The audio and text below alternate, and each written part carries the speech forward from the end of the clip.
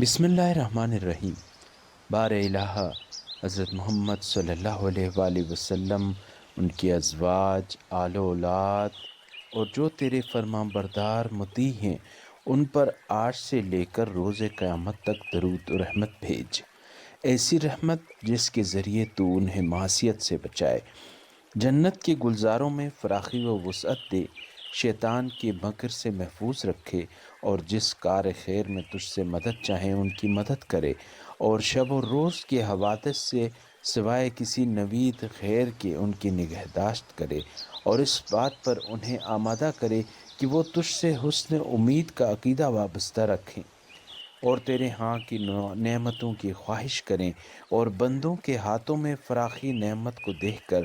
تجھ پر بے انصافی کا الزام نہ دھریں، تاکہ تو ان کا رخ اپنے امید و بیم